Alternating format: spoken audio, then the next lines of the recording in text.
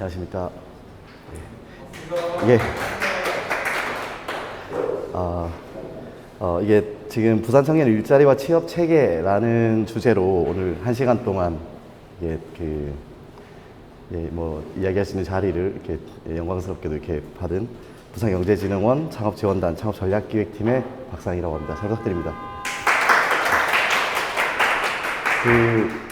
지금 여기 계신 여러분들이 청년정책 네트워크의 이제 멤버들로 알고 있습니다. 저희도 제가 경제진흥원에 있을 때 아니면 그 전부터 해서 이렇게 청년 활동을 꾸준하게 해왔었는데, 지금도 저는 이렇게 청년은 아니지만 청년의 관점에서 이제 뭔가를 좀 해보려고 노력은 많이 하고 있습니다.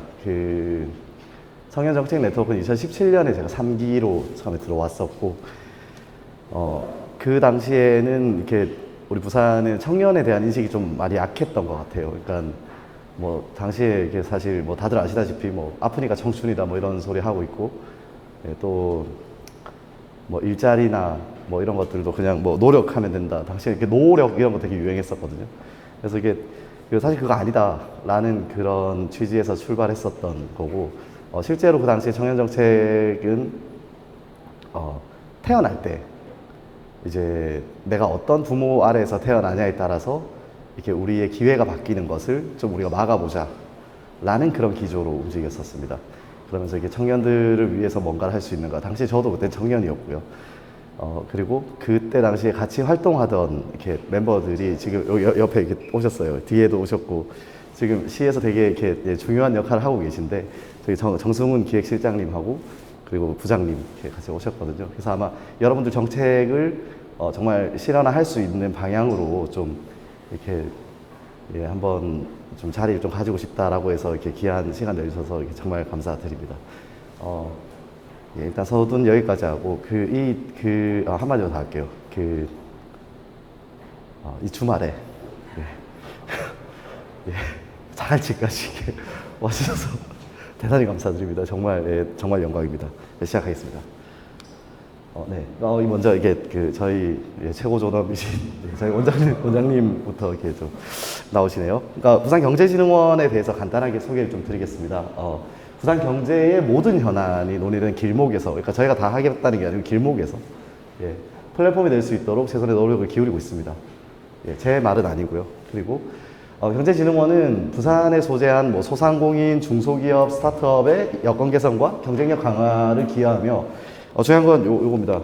양질의 일자리를 창출할 수 있도록 다음과 같은 일을 중점적으로 추진하는 기관입니다. 사실 일자리라는 건 저희 모든 경제 지원의 목적이 되고, 그리고 그게 하나의 결실이 되는 거죠. 그러니까 여러분들이 지금 이제 말씀하시기 일자리가 없다라고 하면 저희가 잘 못하고 있는 거예요. 마음껏 질책하시면 되겠습니다. 이분을요. 자, 저희는 이렇게 일합니다. 현장 중심으로. 그러니까 어디든 부르면 뛰어갑니다. 사무실에 사람들이 잘 없어요.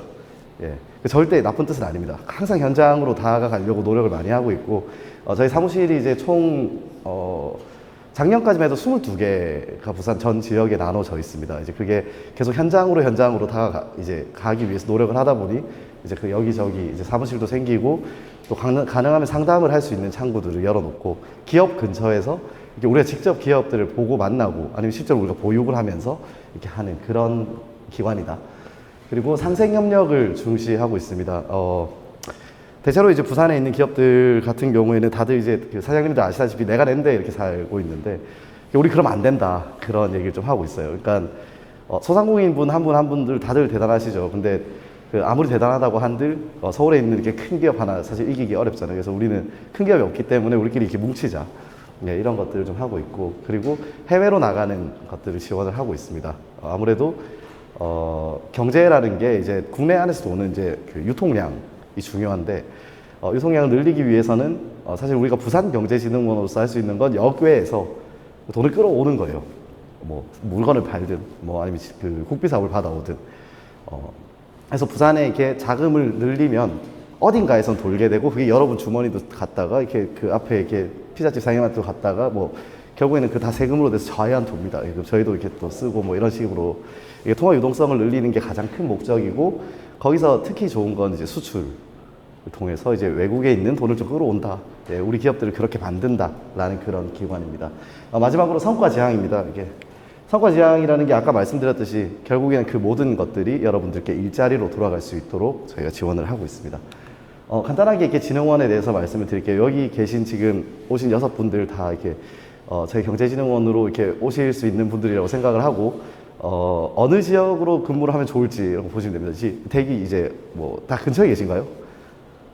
네, 그렇다고 보고 예. 일단 여기 여 근처에도 몇 군데 있습니다. 그래서 저희 본원입니다. 여기 이게 아까 처음에 나왔던 그 분이 계신 곳이고 모두 여기서 근무를 안 하려고 해요. 예. 그 이유는 잘 모르겠습니다. 저도 본원에서 근무를 하고 있습니다. 예. 저도 현장 중심으로 항상 현장으로 다가가려고 노력을 하고 있습니다. 그 외에 녹산청사, 이게 저희 시작할 때 만들어졌던 건물이고, 소공인 특화센터라고 해서 바로 근처 버밀로 쪽에 있습니다. 소공인이라고 하면 뭐 보석을 만드는 분들이나 그리고 뭐 이게 수공예를 하는 분들, 9인 이하의 사업장들을 소공인이라고 합니다. 소담스퀘어라고 해서 최근 이제 코로나로 인해서 그 소상공인들을 디지털화로 전환하기 위한 장소입니다. 여기서는 뭐 촬영장도 있고, 예, 저 라이브 커머스를 할 수 있는 그런 뭐 촬영 장비들도 다 갖춰져 있고 그렇습니다. 여기는 동구 자성로, 또 근처죠.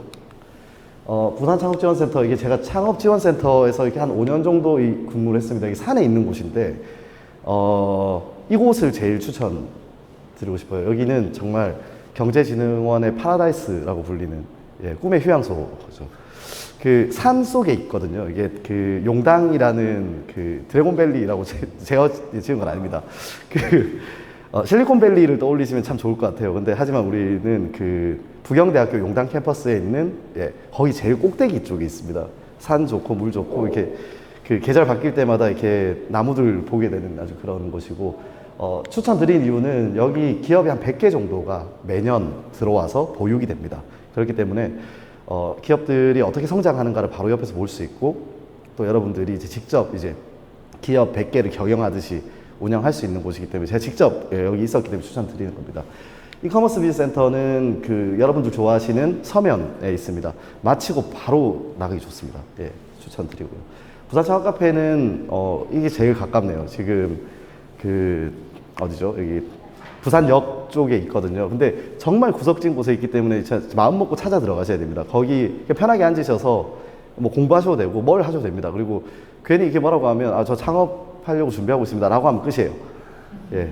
그러니까 서울 올라갈 때 이렇게 좀 어디 좀 쉬거나 아니면 친구들 만나고 이러고 싶을 때 창업 카페로 가시면 됩니다. 그리고 전 예비 창업자입니다. 거기 딱 들어가면 아무 말도 안 합니다. 그냥.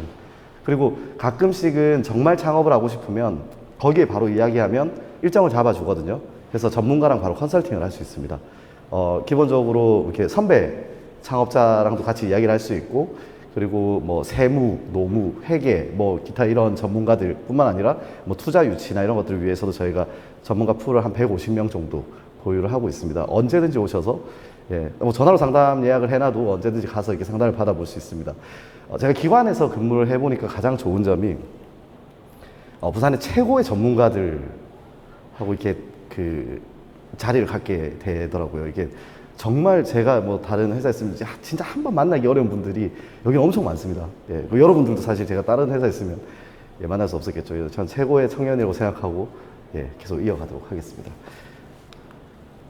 일자리 종합센터입니다. 아마 지금 제일 관심이 많으실 곳인데, 이게 뭐 저희 부산시청 1층인가요? 뭐 지하 1층인가요? 그쪽에 근무를 하고 있고, 사실 만약에 이제 진흥원에 오신다고 하면 여기는 최대한 피해라 말씀드리고 싶습니다. 일단은 햇볕이 안 들어와요. 그래서 밥 먹으러 갈 때 잠깐 햇볕 보고 이게 다들 좀 많이 힘들어합니다. 그리고 정말 많은 분들이 오셔서 이렇게 일을 하기 때문에 한편으로는 되게 도전적인 곳입니다. 이게 여러분들이 정말 진짜 고민하고 계신 취업에 대해서 정말 직접적인 길을 제시할 수 있는 곳이고, 또 되게 많은 기업들, 되게 많은 민원인들과 같이 이야기해가면서 고민할 수 있는 곳으로, 이렇게 아마 업무 강도는 지금 여기랑 좀 비슷할 수 있어요. 주말에도 근무하시잖아요. 예. 그러니까 끊임없이 오시고 끊임없이 이야기를 나누고 할 수 있는 곳이고, 아마 저희 경제진흥원의 가장 최현장의 근무가 아닌가라고 생각합니다. 이게 아주 저는 여기 계신 분들 정말 존경하거든요. 그리고 청년 두드림센터도 서면 쪽에 있는 롯데백화점이 있습니다. 너무 많네요. 아무튼 이렇게 있습니다. 네, 더인저 크리에이티브 샵 광곡로에 있고 여기 이제 우리 창업 기업들 우수 제품을 판매하고 있습니다. 약간 금액이 높은데 사실 해당 제품들은 그 완전히 양산되기 전에 시제품이기 때문에 좀 유니크할 수 있어요. 그리고 죄송합니다. 제품 만들었다가 사라질 수 있기 때문에 빨리 가서 구매를 하시면 아마 이게 레어템이 될 수 있다. 나중에 당근에 팔았을 때 한 2배 정도 받을 수도 있다. 아니 많이 못 받을 수도 있다. 예, 아무튼 고려하시고요. 그 외에 뭐 동백상회, 뭐 산당 관리팀들, 뭐 예, 또 지금 보시면 뭐 서부, 동부, 센텀, 뭐 신발, 네, 뭐 한국 신발관, 뭐 녹산, 뭐 이렇게 많이 있습니다. 네, 다 이게 모든 것들이 이제 그 사실 여러분들을 위해서 아니면 나중에 여러분들을 위해서 다 준비되어 있는 곳이고 언제든지 사실 이게 찾아와 달라라고 이야기를 하고 싶지만 사실 다들 구석구석에 있어요. 기업을 하시는 분들 근처로 가다 보니까 보편적으로 청년들이나 아니면 일반인들의 동선하고 좀 맞지 않는 경향도 없지 않아 있습니다. 특히 뭐 산당 같은 경우에는 이런 것들 좀 이렇게 참고하셔서 그러니까 좀 만약에 우리 진흥원에 그 한번 도전해 보실 만한 그 마음이 있으시면 일단 잘 봐두시고 여기 모집할 때 신청하시면 됩니다. 그리고 난 가봤다 거의 될 수 있어요. 네, 오시는 분이 거의 없거든요. 그리고 하나 더 얘기를 드리면 요 부분인데 저는 그 동서대학교 마케팅과와 국제통상을 복수 전공했습니다. 그러니까 아마 여기 계신 분들보다 아마 제가 학벌이 제일 안 좋을 확률이 되게 높아요. 저기 뒤에 계신 분들 다 뭐 부산대고 뭐 동아대고 뭐 아무튼 제 기라성 같은 대학에 나왔는데 저는 지방 사립대 출신으로 이렇게 들어왔습니다. 그렇기 때문에 여러분도 충분히 가능성이 있다. 네. 그래서 꼭 도전해 보시길 부탁드리고 저는 좀 일찍부터 이제 일을 오래 했었습니다. 그리고 부산에서도 근무를 해봤고 서울에서도 근무를 잠깐 했었습니다. 서울에서 근무를 하면서 느꼈던 건 그 아무래도 이렇게 고향이 아니기 때문에 조금 힘들더라고요. 그리고 아마 제 친구들도 지금 서울이나 뭐 대전이나 이렇게 다들 나가 있어요. 그래서 정말 친한 뭐 고등학교 친구들, 뭐 대교 친구들도 마찬가지고 다들 기업으로 가다 보니까 부산에 남는 사람이 저 혼자 남아 있거든요. 제 또래에서는 아마 여러분들도 또 비슷한 앞으로 이제 그런 일을 겪게 되실 거고 그래서 이렇게 다들 서울로 올라가려고 할 겁니다. 제가 일단 목이 좀 쉬었는데 혹시 목소리 괜찮으신 거 잘 들리시나요? 네, 좋습니다. 사실 이게 먼저 이 말씀을 좀 드리고 싶었는데 그 보통 우리가 그 부산에서 취업을 하게 되면 보통 크게 한 2가지 정도의 실패를 하게 됩니다. 그러니까 인생에 있어서 큰 실패 2가지를 하게 돼요. 일단은 저를 기준으로 말씀드리면 서울대를 못 갔다. 예, 동서대 서울대를 못 갔다. 그래서 한번 이렇게 좌절을 하고 또 한 번은 대기업에 못 갔다.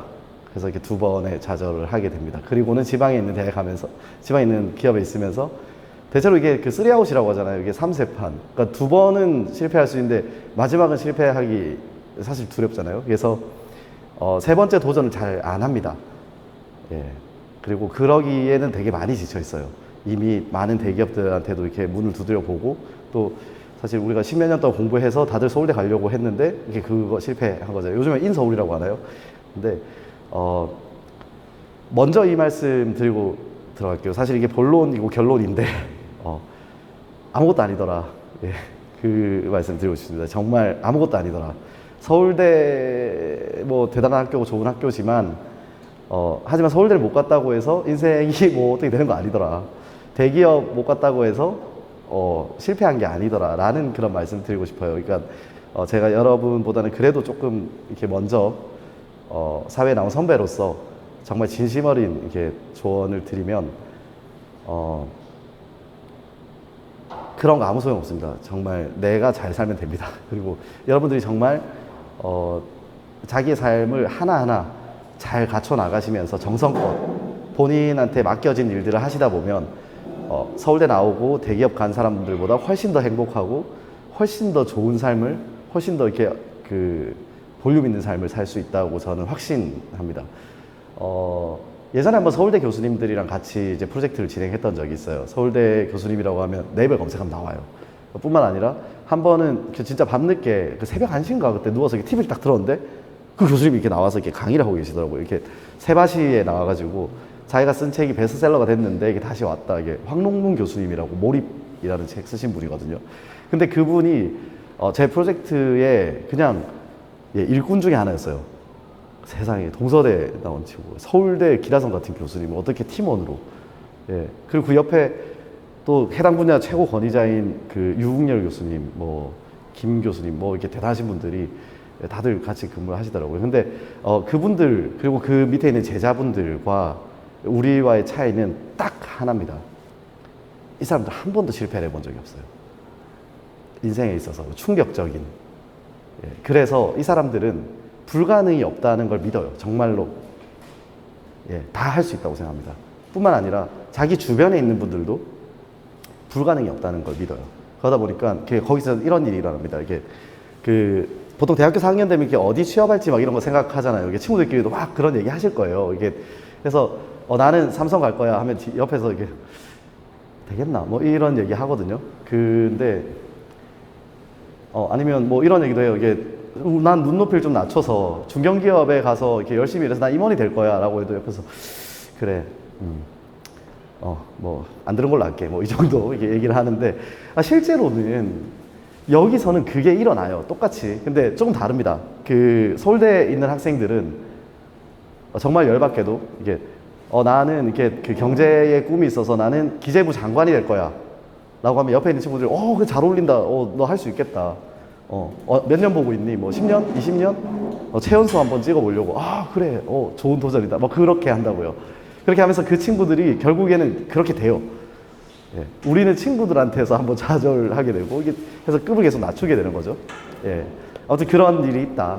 사실, 근데 막상 이제, 저도 20대 때는 되게 좌절을 많이 했는데, 30대가 돼 보니까 그 별거 아니었고, 이제 40대를 바라보는 지금 39에 와서 보니까 진짜 세상에 안 되는 일이 없었던 것 같아요. 그러니까 대신 시간이 조금 걸린다. 그러니까 그 서울대 애들 좀 빠를 수 있죠. 저희는 조금 느릴 수도 있습니다. 하지만 여러분들이 하려고 하는 것 중에 안 되는 일은 없을 겁니다. 정말 믿고 한번 해보시면 좋을 것 같아요. 뭐 대통령이 되고 싶다. 될 겁니다, 아마. 분명히 될 거예요. 단지 시간이 좀 걸린다. 문제는 내 생에 안 되면 우리 아들이 할 거다. 그러니까 이게 좀 멀리 보셔야 돼요. 이게 뭐 다음 생에 할 수도 있고. 그러니까 무조건 된다. 하지만 그 시간을 이렇게 좁혀 나가는 거는 뭐 역량이겠죠. 노력이나 아니면 뭐 주변에 있는 많은 좋은 사람들이 분명히 근데 그 길로 간다면 언젠가 기회는 올 겁니다. 일단 그렇습니다. 그래서 뭐 이렇게 지금 일을 하고 있고 현재는 경제진흥원 창업지원단 창업전략기획팀에서 국시비 사업 유치나 그 기획 업무를 맡고 있습니다. 먼저 그럼 이제 본격적으로 들어가죠. 잠시만요. 사실 해드리고 싶은 말씀이 너무 많아서 진짜 할 말 너무 많아요. 이게 일단 너무 고맙고 이렇게 와주셔서 너무 고맙고 저희가 청년설계 네트워크를 할 때도 그때 있던 친구들이 정말 대단한 분들이었거든요. 그때는 별로 안 다른, 지금 옆에 계신 분들 보면 별로 대단하다고 생각 안 하실 수도 있어요. 하지만 조금 지나 보시면 지금 우리가 여기 그 자갈치에 있잖아요. 동구죠. 중구, 동구 같은 지역이거든요. 여기 올 수 있었던 것 중에 하나가 그때 당시 청년정책 네트워크 3기에 있던 친구 중에 지금 선거기간이라서 이렇게 이야기하기 좀 어려운데 의원님이 되셨어요. 막내가. 여성 의원이 돼서 그 친구가 힘을 좀 쓴 게 아닌가 이런 생각해요. 그리고 앞에서 이렇게 막 떠들던 이렇게 진짜 무섭게 생긴 친구가 하나 있었는데 그 친구가 이걸 만들었어요. 그거 진짜 놀라운 일이죠. 지금 바로 옆에 계신 분들이 의원도 되고 이렇게 진짜 어쩌면 국회의원도 되고 뭐 사업가도 되고 지금 현재 사업가도 있습니다. 저기 짐캐리라는 업체 그게 이제 또 여러분의 선배 청년정책 네트워크의 선배였던 분이고 또 뭐 지금 뭐 아무튼 여러분들 정말 대단한 분들이 될 거다. 아마 그런 생각에 나중에 이제 그 높은 데 가시면 저희 진흥원 좀 잘 좀 드리겠습니다. 자, 들어가겠습니다. 일자리라는 단어를 언제부턴가 좀 쓰기 시작했어요. 그 전까지는 일자리라고는 안 했습니다. 뭐 일, 뭐 직업, 뭐 이런 식으로 했는데 언제부턴가 일자리라는 단어를 쓰기 시작했더라고요. 그래서 네이버 검색을 해봤습니다. 생계를 꾸려 나갈 수 있는 수단으로서의 직업, 그리고 일을 한 흔적 또는 일한 결과나 성과라고 합니다. 사실 무슨 말인지 모르겠죠. 자, 계속 가보죠. 유의어가 있더라고요. 보이나요? 밥그릇, 밥벌이, 자리라고 있습니다. 근데 여러분 아마 그 유의어지 이게 동의어는 아닙니다. 그러니까 우리가 원하는 건 밥벌이를 원하는 거 아니에요. 밥벌이는 이런 겁니다. 그림 보시면 예, 지금 부뚜막에 불은 지펴놨는데 이게 안에 그 쌀이 있는지 없는지 모르겠어요. 뭐 아마 없을 거예요. 이게 정말 우리 한 60년대, 70년대 아버지 세대 때 그 배급 받던 그 아마 그런 모습일 겁니다. 그때 당시에는 월급을 주질 않아도 정말 밥만 먹여주면 가서 일하는 그런 시대가 있었다고 합니다. 예, 지금으로서 상상할 수 없죠. 자, 우리는 일자리에 대한 걸 고민을 합니다. 자, 일자리 아마 여러분들 중에 여기 안에 해당되시는 분들 좀 있을 거예요. 근데 제가 지금 목이 좀 쉬어서 이게 혹시나 이거 좀 대신 읽어줄 수 있는 분 있으실까요? 아니면 제가 하겠습니다. 네. 자, 일단 뭐 지금 아마 이 상황일 수 있고요. 자, 나는 어릴 때 크면 돈을 많이 벌 줄 알았다. 예. 몇몇 분이 지금 예, 돈을 많이 버실 겁니다. 근데 아무리 커도 돈을 잘 못 벌더라. 예. 예, 뭐 시급 빼곤 다 오르는구나. 대학생에서 예, 또 돈도 없지만 어차피 뭐 쓸 시간도 없으니까. 자, 형편이 안 좋을 때는 학생 식당에서 몇백 원에 고민을 했다. 막 진짜 500원 차이로 500원 더 있어서 내가 돈가스 먹는데 막 이 또 짜장면 먹어야 되는구나. 뭐 이럴 수 있죠. 자, 돈을 못 벌어서 부모님한테 아쉬운 소리 하기가 너무 싫었고 돈을 빨리 모아 독립하고 싶었다. 그죠?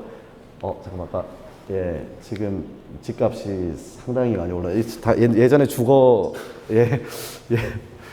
주거 분과장님이셨거든요. 예, 그러니까 지금 이거 어떻게 할 겁니까 이거? 지금 죄송합니다. 예, 아무튼 그렇습니다. 지금 집값도 너무 많이 올랐고, 뭐 이게 이 집값 보면 이게 도대체 이거 어떻게 될지 모르겠어요. 저도 참 애석하게 생각하고 있습니다. 돈을 암만 모아도 우리가 집을 사기 좀 어려운 그런 시대가 좀 돼 가는 것 같아서 참담합니다. 그래서 돈이 되는 건 다 하려고 했고 그러자니 고달팠다. 예, 결과는 이게 저희 때 사회 문제였어요.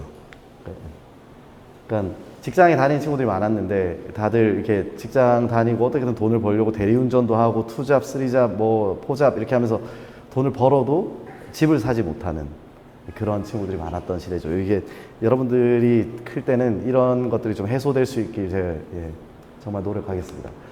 그때 이제 돈에 대한 내 마음을 좀 깨닫고 그리고 벗어나고 있는 중이다. 이제 나는 밥벌이를 한다. 자, 밥벌이 나왔네요. 돈 때문에 뭘 안 하지 않는다. 그러니까 이제 당시에 뭐 이제 학생 식당에서 2,000원, 3,000원 주고 먹던 게 이제 한 10,000원짜리 사 먹을 수도 있고, 돈 때문에 뭘 하지도 않고 피곤한 날엔 택시도 탈 수 있고, 돈 말고 나를 최우선으로 고려한 선택을 내릴 수 있게 된 건 부자만큼이나 좋은 기분이다. 여러분들이 원하는 게 아마 이런 거라고 저는 생각합니다. 이게 바로 일자리죠. 그러니까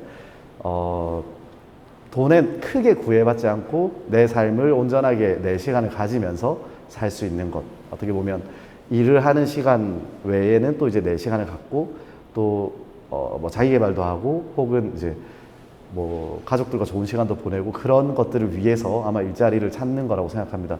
어떻게 보면 그 일자리 중에는 이렇게 창업 또한 하나의 좀 방법이라고 생각을 합니다. 그런데 이제 요즘에는 이게 일자리 상당히 늘었어요. 좋은 일자리. 일자리 지원단에서 나온 글입니다.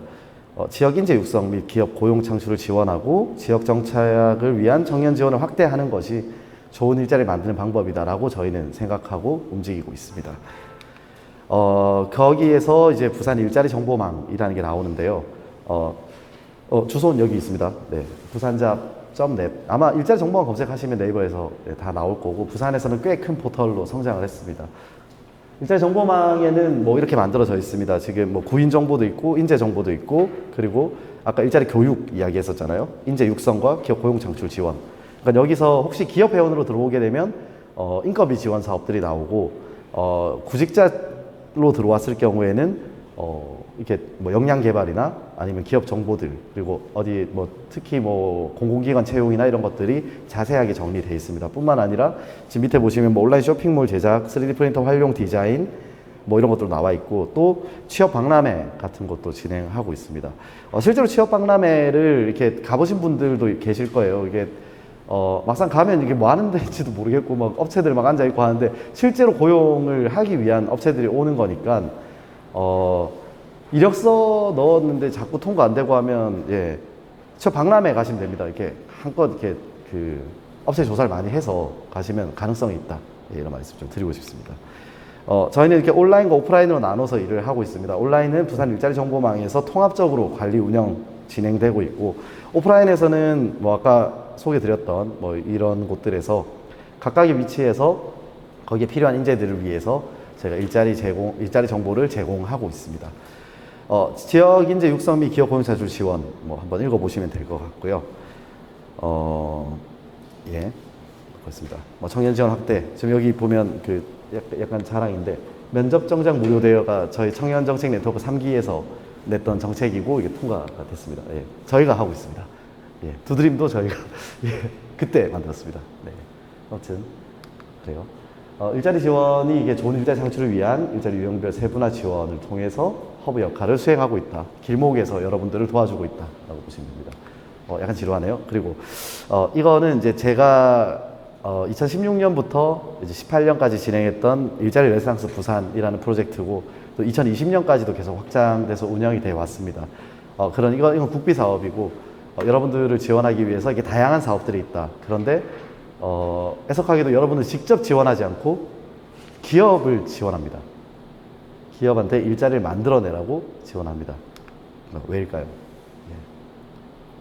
예. 일자리는 누가 만드는 걸까요? 예. 일단 여러분의 선택 범위가 있습니다.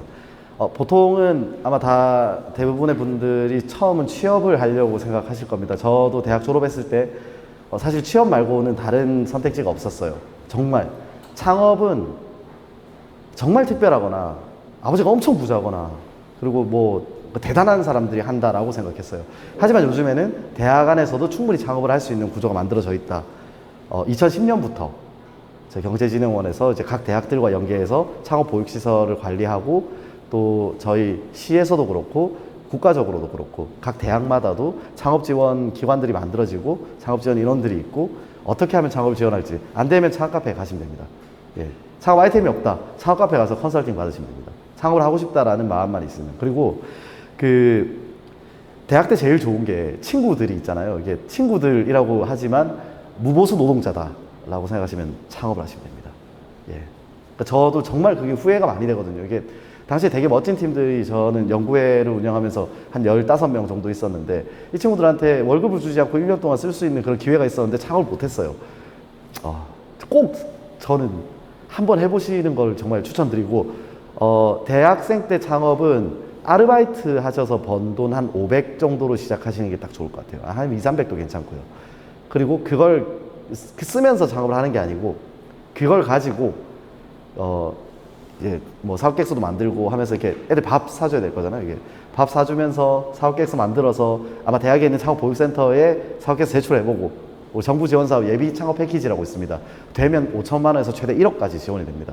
그런 방향으로 아니면 저희가 하고 있는 뭐 창업 경진대회나 아니면 예비 창업자 지원 프로그램들이 있습니다. 매년 한 2월 정도에 시작되고 그리고 어느 정도 이렇게 좀 우리가 되겠다 4학년이다 혹은 이렇게 우리 팀이 진짜 장난 아니다 하면 K 스타트업이라고 해서 전국 단위 창업 행사가 있습니다. 이건 한 10억, 5억 뭐 이 정도 상금이 나옵니다. 상금이라는 건 주는 돈이에요. 대출이 아닙니다. 그걸로 시작할 수 있다. 대신 창업을 하셔야 됩니다. 사업화 자금을 지원하기 때문에 그렇게 되면 법인 설립을 하고 그 법인으로 자금이 들어오게 되고 그 법인격이 존재하면 대표라고 해서 함부로 돈을 빼쓰지 못합니다. 그 이제 구성원들과 같이 공동 책임을 지는 하나의 인격체라고 보기 때문에 법적 인격체로 보기 때문에 법인이라고 하는 거거든요. 이제 그걸 통해서 사업을 시작하시면 됩니다. 정말 믿기 어렵게도 여러분들이 일자리 만드실 수 있습니다. 저는 그게 우리 부산에 제일 어울린다고 생각해요. 사실 이렇게 누구 남 밑에서 일하는 거 좋아하는 사람들 잘 없잖아요. 전 좋아합니다. 네. 그리고 새로운 선택지로 지금 프리랜서도 있습니다. 혹은 본인이 기술 역량이 있거나 뭐 이렇게 홈페이지를 잘 만든다. 홈페이지 갖고 안 되겠다. 코딩을 잘한다. 아니면 뭐 디자인을 잘한다. 뭐 이럴 경우에는 프리랜서로서도 충분히 창업이 가능합니다. 아무튼 이런 시대입니다. 자, 취업을 중심으로 말씀을 드릴게요. 일자리이기 때문에 혹시 그러니까 면접 봐보신 분 있으신가요? 아직 있으세요? 혹시 면접비 받아보셨어요? 맞아요. 예전 제가 이렇게 대학 졸업하기 전에 2007년, 6년, 그러니까 당시에 뭐 88만 원 세대라고 해서 이렇게 면접을 보러 갔거든요. 그러니까 당시에 뭐 LG, 삼성 이런 데 들어갈 때 여러분 지금 자소서 이렇게 막 쓰시잖아요. 그때 자소서가 아니었어요. 문방구 가서 이렇게 일단 그 근처에서 이렇게 사진 하나 찍고 붙이고 고등학교 졸업 적어놓고 예, 풀로 붙입니다. 예. 적어놓고 요거 그대로 이렇게 들고 회사에 가서 이렇게 서류 제출하면 그다음 면접 보러 오라고 했어요. 네. 면접 보러 가면 이렇게 당연히 떨어지죠. 뭐 아무것도 없는데 그 떨어지고 나면 수고했다고 차비를 줘요. 지역은 2만 원, 멀리 가면 5만 원, 뭐 이런 식으로. 예. 그런 시대가 있었습니다. 사실 이게 이제 여러분도 잘 아시는 수용국 곡선, 그러니까 노동의 수용국 곡선에 대해서 이게 조금 이해하시면 아마 좀 빠르실 텐데, 자, 한번 봅시다. 자, 우리가 이제 1994년과 2014년을 한번 비교를 해보겠습니다. 이 1994년 11월 19일자에 한국경제신문이네요. 대기업 그룹의 공채 경쟁률이 있었는데 현대가 6대1입니다. 네. 삼성이 6대1이죠. 한화가 13대1 정도 되네요. 예. 다들 이게 대기업입니다.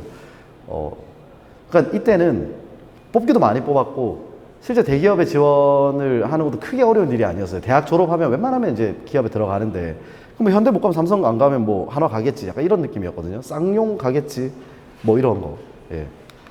자, 좀 키워봤습니다. 자, 근데 2014년도 현대카드가 300대 1의 경쟁률, KT가 150대 1이고, 삼성은 그나마 좀 많이 뽑았네요. 25대 1. LG 바로 근처에 있는데 100대 1의 경쟁률입니다. 이게 좀 어려워요. 예, 사실 예전 같았으면 아니 우리 중에 아마 간 선배들 많을 겁니다. 근데 지금 없어요. 이게 사실 들어가기 만만치가 않아요. 예전에 제가 서울에서 근무할 때 저희 바로 맞은편에 현대카드, 그러니까 여의도에 현대카드 본사가 있었는데 진짜 으리으리해요. 어마어마하고 거기 있는 분들 되게 신기하더라고요. 이렇게 와 현대카드 가끔씩 진짜 유명한, 저는 마케팅이었으니까 막 정태영 씨나 뭐 이런 분들 막 지나다니면 와 멋있다 뭐 이런 그러고 있었거든요. 진짜 대단한 사람들이에요. 예. 우리 그런데 예. 못 간다. 안 간다. 예. 자, 그래서 가면 갈수록 취업에 대한 어려움이 커지고 이제 여러분들 불만이 이제 만들어지기 시작합니다. 저희 때도 불만이 좀 있었어요. 점점 두려움이 좀 커지고 있어서 이제 창업이나 프리랜서로 이렇게 전환을 하게 되는, 예, 저희 정책을 이렇게 연계를 했습니다. 당시의 선택지가 하나였던 취업에서 가면 갈수록 취업의 문턱은 점점 높아지고, 그리고 그렇기 때문에 새로운 활로를 찾기 위해서 우리는 창업과 프리랜서, 그리고 우리나라뿐만의 문제가 아니라 미국도 마찬가지고 영국도 마찬가지고 독일도 뭐 일본 또한 마찬가지입니다. 그래서 다들 창업 쪽으로 좀 열을 올리고 있다. 왜냐하면 대기업 같은 경우에는 우리나라 0.1%, 그러니까 우리나라 전체 기업 수의 0.01%인가 0.1%가 대기업이에요. 나머지는 99.9%는 다 중소기업으로 채워져 있습니다. 그런데 모두가 대기업에 가려고 한다는 거죠. 아니면 공기업. 예. 그렇기 때문에 사실 이거는 좀 어려운 게임입니다. 그래서 창업을 하시는 걸 추천한다. 뭐 그렇습니다. 근데 우리가 대기업에 가고 싶은 이유가 뭘까요? 사실 이거 하나는 제가 대기업은 다른 것들은 잘 모르겠는데, 그러니까 뭐 일도 많이 하고 야근도 많이 하고 사실 회사가 너무 좋다 보면 이렇게 위에 되게 충성하게 되거든요. 그러니까 중소기업에 충성 안 하는 건 아닙니다. 그런데 왠지 선배들 눈치도 보이고 주말에 부르면 나가야 될까, 등산도 가야 될 것 같고 막 이런 생각이 좀 많이 들어요. 왜냐면 여기는 정말 힘들게 들어온 거고 여기가 어쩌면 내 인생을 책임져 줄 수 있는 곳이라고 생각하기 때문에. 그렇죠. 뿐만 아니라 실제로 책임도 얼추 지는 것 같아요. 왜냐면 대기업에 간 친구들이 결혼을 정말 빨리 했어요. 29살, 27살, 뭐 31살 다 결혼하더라고요. 그래서 과감하게 이렇게 공개했습니다. 하지만 이건 일본 사례예요. 일본 미혼 여성들이 선호하는 남성 직업은 뭘까요? 2위가 회사원과 샐러리맨. 그 밑에 의사가 있죠. 밑에 변호사. 제가 변호사 4위라는 게 좀 이상했는데 이거를 번역하신 분이 변호사분이세요. 그러니까 아무튼 뭐 그렇습니다. 뭐 이런 그게 있어요. 그리고 이거 근데 자세히 보셔야 돼요. 밑에 동률 8위로 IT 업종 종사자, 자영업자, 8위입니다. 8위. 할 수 있다. 꿈을 가지고 가보죠. 참고로 일본 같은 경우는 우리보다 집값이 훨씬 비쌉니다. 정말 그쪽은 뭐 결혼을 포기한. 근데 우리나라 경제 모듈 자체가 사실 일본에서 많이 차용을 해왔어요. 뭐 일본의 K레츠라는 상사 문화, 우리 대기업의 계열사의 그 구조거든요. 근데 당연히 미국에서도 이제 같이 가지고 왔기 때문에 뭐 완전히 일본 따라간다라고 할 수는 없지만 과거에는 일본의 그 경제 문제가 생기면 한 10년 혹은 20년 뒤에 한국의 문제가 되었다라는 그런 얘기들이 많이 있습니다. 왜 그러냐면 그때 당시에 이제 우리 그 경제 제도 자체가 일본에서 많이 차용을 해왔어요. 그러니까 뭐 법도 그렇고 시스템도 그렇고 그러다 보니까 지금 이제 공무원 연금 문제가 터지고 있는데 사실 일본 한 10년 전부터 사실 그런 이야기들이 되게 화두에 올랐었고 우린 지금 이게 발생하고 있습니다. 그나마 다행인 건 우리도 알아요. 우리만 알겠어요. 이게 그 진짜 똑똑한 기재부 사람들 알기 때문에 아마 되게 연착륙할 수 있는 그런 여러 가지 장치들이 있을 거라고 믿습니다. 뭐 제 관은 아니라서. 자, 일단 그렇습니다. 좋은 일자리면 괜찮지 않을까라는 생각을 합니다. 그러니까 사실 진짜 이게 약간 결론인데요. 이게 계속 결론이라고 하네. 그러니까 내가 만족하면 된다라는 그런 말씀을 좀 드리고 싶어요. 그러니까 근데 사실 중소기업 다니면서 대기업 다니는 친구들 만나면 그 조금 짜증나요. 이렇게 뭐 니 얼마 버는데라고 이렇게 뭐 이런 소리도 하고 되게 건방지게 그죠. 근데 그게 초년 차이 그렇습니다. 2년, 3년까지 해도 계속 그런 얘기 하는 거 한번 보세요. 왜냐면 그다음부터 술자리 안 나옵니다. 못 나와요. 바빠서. 중소기업 다니는 친구들 계속 술 먹고 다녀요. 놀러 다니고. 그러다가 한 10년 정도 지나서 이렇게 자기들도 뭐 한 과장 정도 돼서 이렇게 오면 같이 만나잖아요. 차장, 부장 달고 있어요. 그래 대기업 가서 고생 많다. 그래서 이게 정말 역전됩니다. 이 단계는 이사인 친구들도 있고 그래요. 30살인데, 31살, 32살인데 뭐 아니어도 괜찮아요. 32살 아니죠. 10년이면 한 36 정도 됐던 것 같다. 지금도 이렇게 그 청정넷에 같이 있던 동생 중에 저랑 5살 어린 동생이 36, 34 이 정도 됐는데 지금 이사해요. 중소기업에. 예전에 이게 우스갯소리로 한 말인데 회사의 꽃은 이사다. 이사는 대표랑 동등한 권한을 가지고 주주로서 참석을 하고 회사의 주인으로서 역할을 하는 뿐만 아니라 대표보다 일이 작습니다. 책임도 작고. 너무 좋은. 그러니까 중소기업은 이사가 될 수 있습니다. 대기업은 이사가 되려면 뭐 술이고 뭐고 직장이고 친구고 뭐고 아무것도 없어요. 그냥 뭐 맨날 등산하고 아침 일찍 출근해요. 골프 치고 막 그렇게 살아서 실제로 이건 사례인데 그 예전에 제가 다니던 중소기업 사장님 친구 중에 한 분이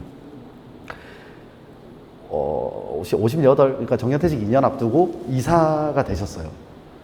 정말 28년, 뭐 거의 한 30년 가까이를 아침 5시에 일어나서 그 위에 있는 그 상무님 모시고 이렇게 모 기업에 다니시는 분이었는데 이렇게 출근할 때 같이 가서 뭐 사우나도 같이 가고 밥 같이 먹고 하면 또 밤에 또 같이 술 먹고 새벽 1시에 또 들어와서 또 5시에 일어나. 그리고 출근해서 이렇게 이걸 계속 반복을 한 거예요.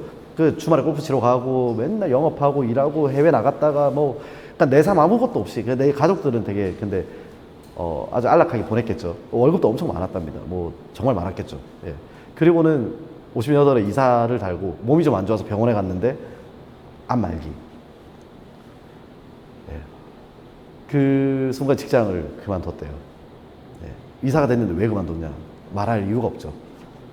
그 젊었을 때 그 좋은 시간들을 다 회사에 바치고 결국에는 이게 그 많은 유산을 남기고 이게 돌아가시는. 사실 우리는 그런 삶을 꿈꾸지 않습니다. 우리 청년들은 이미 우리 위에 아버지 세대에서 그런 고생했던 것들을 다 봤기 때문에 절대 그렇게 살려고 안 하실 거예요.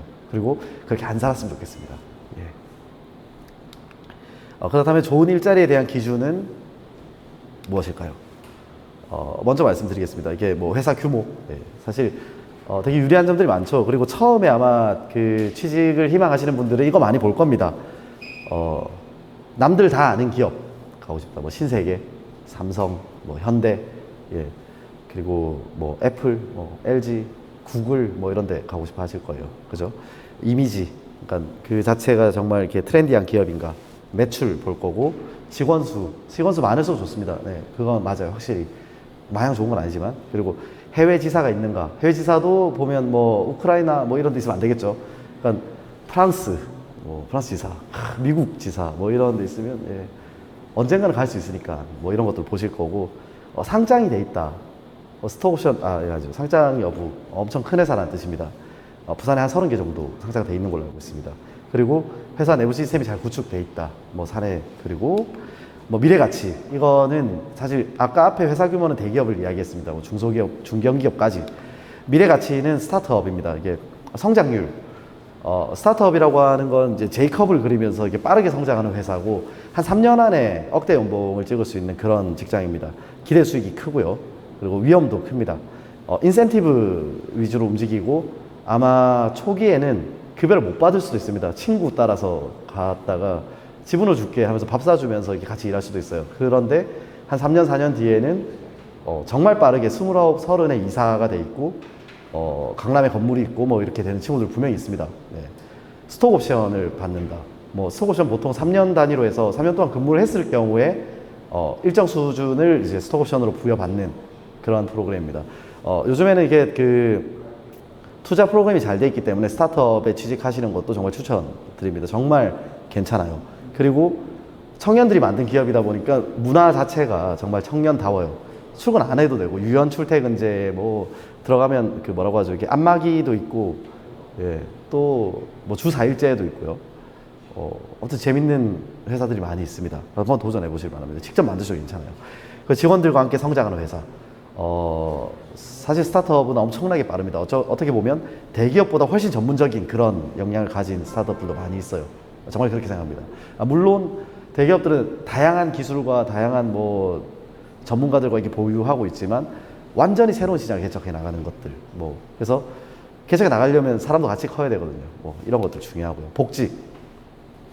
아까 얘기했던 거죠. 주 4일제, 롤 드리븐하고 이게 랭크 드리븐이 좀 비교가 되는 부분인데, 역할 중심적이냐 아니면 그 상하 관계, 하이어라키 중심적이냐라는 그런 조직 문화, 보상 체계, 뭐 시설, 주변 환경, 뭐 비대면 시스템이 구축돼 있냐, 육아 휴직이 있냐, 뭐 그리고 상호 이제 높임말 쓰는 그런 문화가 있냐, 뭐 외국 뭐 영어 이름으로 부르기도 하고 뭐 그런 곳이 있습니다. 이어서 내가 잘하는 거 할 수 있는 곳. 사실 예, 뭐 여기 제일 좋겠죠. 아니면 좋아하는 거 할 수 있는 곳. 잘하는 거랑 좋아하는 거 좀 달라요. 이게 잘하는 거는 정말 내가 잘하는 거고 좋아하는 거는 이렇게 그 하면 할수록 힘이 나는 거 뭐 이런 거예요. 저는 사실 잘 찾아온 것 같아요. 예. 여기저기 많이 돌았는데 예, 아무튼 뭐 여러분들도 이렇게 예, 찾을 수 있을 겁니다. 이거 꼭 염두에 두시면 좋겠어요. 잘하는 거, 좋아하는 거 다릅니다. 정말 달라요. 그러니까 어떤 일을 했을 때 되게 잠 안 오고 막 이렇게 심장이 뛰는 그런 경험을 하신 분이 있으면 그 일 좋아하는 거일 수 있어요. 예, 꼭 가능하면 그쪽으로 직장을 구하시는 게 좋습니다. 어떤 직장이든. 그러니까 월급을 좀 작게 준다고 해도 돈을 주면 일단 가보셔도 괜찮아요. 아니 그러면 그 자리에 정말 빠르게 성장할 수 있는 본인만의 이렇게 영역이 될 수 있기 때문에 이거 정말 추천드립니다. 예. 일단은 내가 무엇을 원하는지 거기에 맞는 일자리를 찾아야 된다. 그리고 이거는 사실 첨언인데요. 이게 예. 정말로 정보가 부족해서 취업을 못한다고 생각하십니까? 예. 제가 이게 그 취업 정보 체계에 대해서 이렇게 이야기를 하기 위해서 혹은 이렇게 정책적으로 좀 확인을 해 보기 위해서 좀 네이버에 먼저 검색을 해봤는데 이만큼 나와요. 예. 정말 딱 1분 검색했습니다. 이 안에 또 엄청 많이 있겠죠. 예. 어플도 있어요. 그리고 요즘 당근 뭐 거기서도 뭐 알바 자리가 동네 알바 자리가 막 계속 나오더라고요. 일자리 많아요 정말. 예. 근데 아마 내 눈에 맞는 일자리가 없을 거예요. 그런 것들을 좀 한번 생각해 볼 필요가 있을 것 같습니다. 정책적으로 한번 들어가 보겠습니다. 일자리 센터라는 거는 구직자를 대상으로 일자리와 관련된 전문적인 상담 그리고 직업 훈련의 제공 그리고 알맞는 일자리 알선 따위를 함으로써 취업을 돕는 기관을 의미합니다. 뭐 정보도 이렇게 주어지는 거죠. 알맞은 일자리 알선이 되니까. 자, 보시겠습니다. 그렇던데요. 지금 청년이라고 하면 이게 뭐 20대, 30대, 40대 뭐 이 정도 생각합니다. 20대 같은 경우에는 학생들이 많기 때문에 3, 40대 기준으로 보겠습니다. 2020년에 30대 취업자가 급감했습니다. 16만이 떨어졌어요. 지금 이거 다 합치면 뭐 어마어마하죠. 예. 도와줘야 될 것 같아요. 그죠? 40대 취업자도 심각합니다. 매년 떨어지고 있어요. 그죠? 그렇다면 이분들을 위해서 지원을 해야겠다라는 판단이 드시죠. 저도 그렇게 생각했습니다. 근데 조금 더 검색을 해봤습니다. 2021년 연령별 인구수고 2020년 연령별 인구수입니다. 자, 2015년부터 2020년까지 이만큼 떨어졌어요. 네, 인구수도 같이 떨어졌어요. 뭘 의미하냐면 지금 이만큼에 있던 40대들이 50대로 갔다는 거예요. 그렇죠? 넘어갔네요. 자, 200만이 줄어들었습니다. 그렇기 때문에 당연히 줄어듭니다. 예, 이만큼 줄어들죠.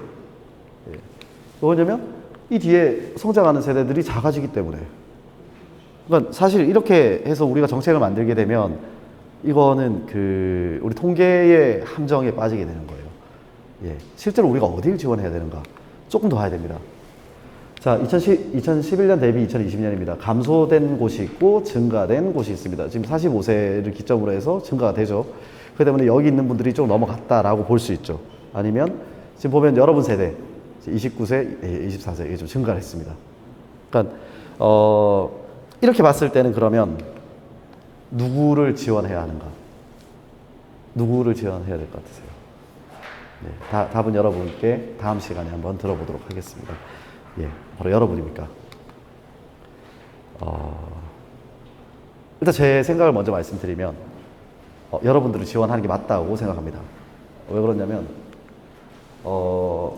이분들은 위험한 사람들이에요. 사실 이게 50대 45세부터 60세 사이에 취업이 안 될 경우 재취업하기 상당히 어렵습니다. 뭐 가기도 힘들고 그렇기 때문에 일단은 해촉이 잘 안 돼요.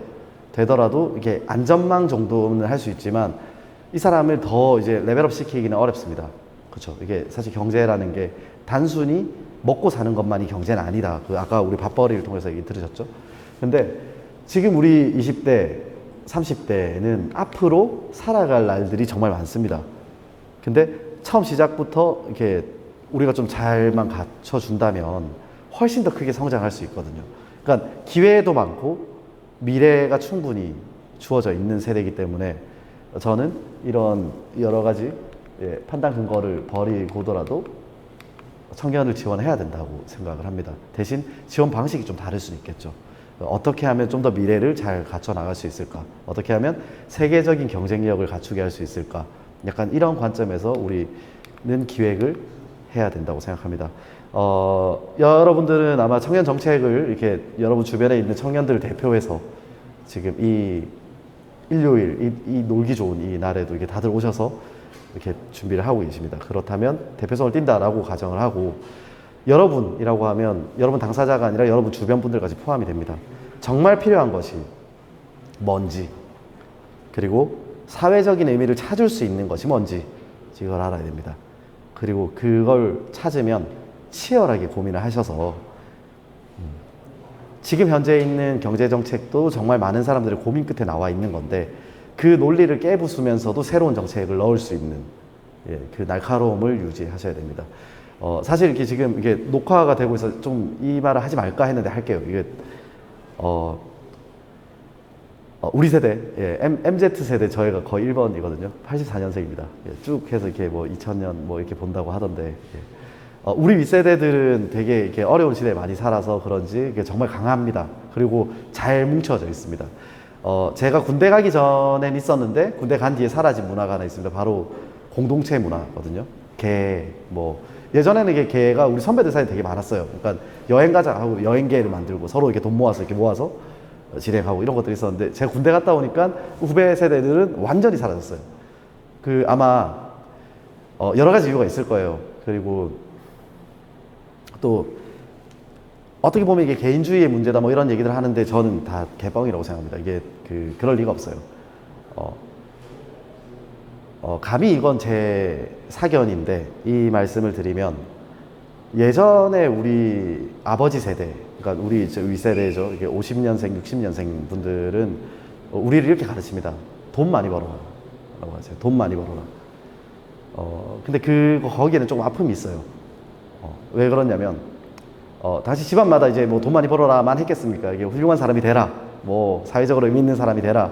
뭐 주변 사람을 돕는 사람이 되라. 이런 얘기 했겠죠. 근데 그런 분들이 다 이게, 아무튼 되게 엄혹한 시기가 있었습니다. 70년대 뭐 독재 정권에 뭐 아무튼 그 시대들이 있었기 때문에 살아남게 하기 위해서 돈 많이 벌어라로 다 모인 것 같아요. 저는 생각이 그래요.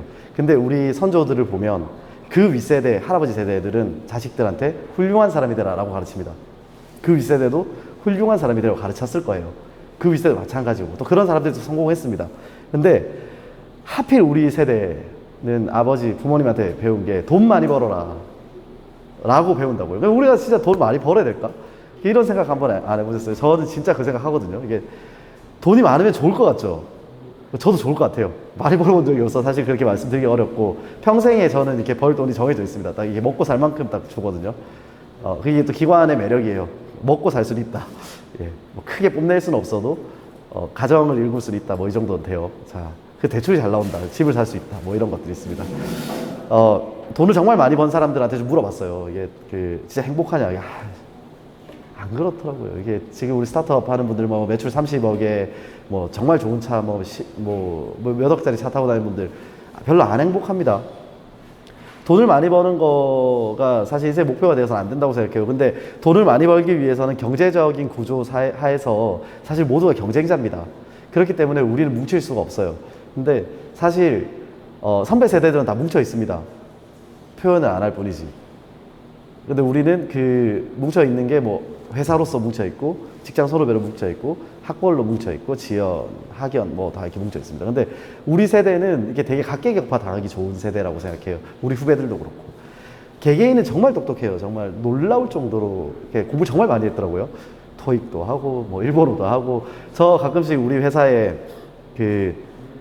인턴을 뽑는데 스펙이 그러니까 놀라워요. 그러니까 저랑 만약에 같은 시대로 붙었으면 저는 취업을 못했겠구나 이런 생각이 들어요. 어마어마합니다. 얼마 전에 사원으로 들어온 박사 졸업생이 있었어요. 예, 사원으로. 그것도 저기 뭐 서울에 있는 한양대 박사인가 뭐 그랬었어요. 지금 우리 대리님 중에도 고려대학교에서 박사 받고 대리하고 계신 분도 계십니다. 무섭습니다. 개개인의 실력이 얼마나 더 뛰어날 수 있을까. 우리나라는 예전에 그런 일이 있었대요. 이게 우리 자원이 없으니까 인적 자원을 키워야 된다. 공부 정말 열심히 시킨 거죠. 정말 지금까지 살아남은 게 대단한 거예요. 아니면 해외로 도망갔겠지. 그러니까 그까지 버텨서 대학까지 올라가서 졸업을 했다. 어마어마한 거예요, 사실. 근데 그걸 잘 몰라요. 왜냐면 이렇게 비교하는 사람들이 바로 옆에 있는 사람들이거든. 막상 해외 나가면 내가 진짜 대단하구나 이런 생각을 좀 느낄 수 있습니다. 그래서 요즘 해외 많이 나가시는 것 같아요. 코로나 이전에. 해외 나가보면 약간 안도감을 얻어요. 저렇게 멍청해도 세상 사는구나 이런 생각 하거든요. 근데 한국에서는 그게 안 됩니다. 다들 장난 아니거든요. 근데 장난 아닌 사람들끼리 모여서 뭉쳐서 우리만의 정책도 만들고 우리 목소리 내고 그래서 사회를 좀 이게 좋게 바꿀 필요가 있다고 생각해요. 그래서 아마 모이셨을 거고 또 저는 좀 그렇게 하길 좀 희망합니다. 저희도 모여 있습니다.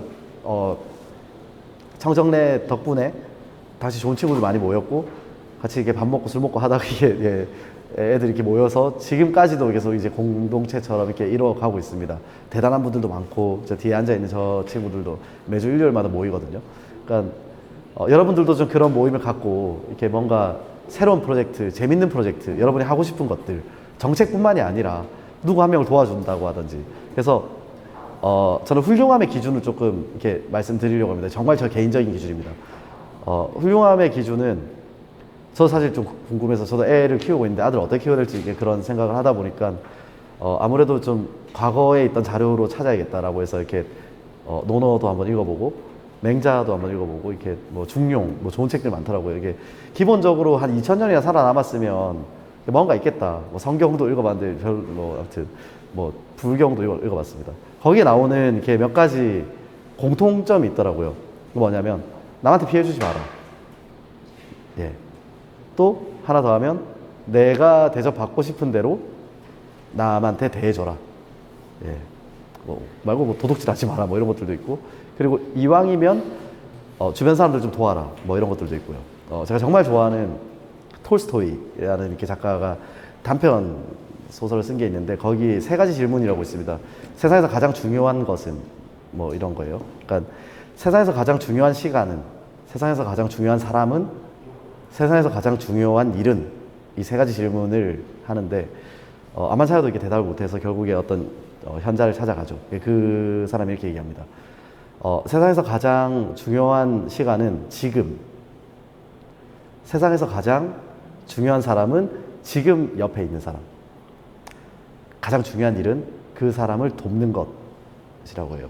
톨스토이가 한 말이고 성경에는 이런 내용이 있더라고요. 이게 나보다 나아진 자, 나보다 작은 자를 항상 도와라라고 해요. 그게 왜 도와라고 하냐면 너희 나중에 죽었을 때 지옥에서 내가 예수님이죠. 예수님이 내가 서 있다가 네가 네 옆에 있던 가장 작은 자가 나였음을 내가 알려주겠다. 이런 얘기를 하거든요. 공자님 또한 그런 얘기를 합니다. 예. 아마 되게 많은 사람들이 그런 얘기 하더라고요. 별거 없더라고요. 훌륭한 사람이 되는 거 대단한 일을 하는 게 아니더라고요. 남한테 피해 주지 말고 주변 사람을 돕는 것. 저는 그런 일을 해 나갔으면 좋겠습니다.